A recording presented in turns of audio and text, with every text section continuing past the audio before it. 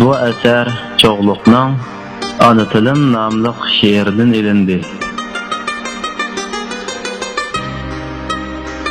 Razimen gödoydek öttem bir mehel. Nämena nan bulup bulmusa tilim. Kiçeler kaçan ki bulsumu uzak.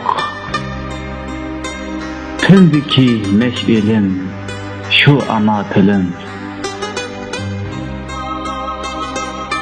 Ketsem mu baxtindin, tacı taxtindin. Hergiz mu keçmeymen ana tilimdin. Ketmindim dozaqqa köyüp kül bulup. Ketsem bu til şahi ana tilimdin. Tilimdin keşdise egerdi birisi. Kümsümü cismimni tilla zər birib. Yak beymen ruhimda kalıdu ebed.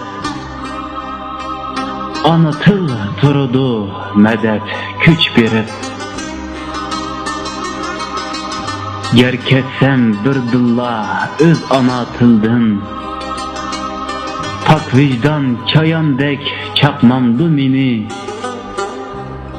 Seherge aylanıp emgen uğuz süt. Kara yer silkinip yutmamdı mini.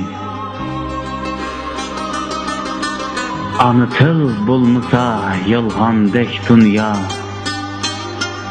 Ötersen biçare hayvandek tilsiz. Kaderle tilimni evlatqa yetkiz. Kalmısın göçidek öz ana tilsiz.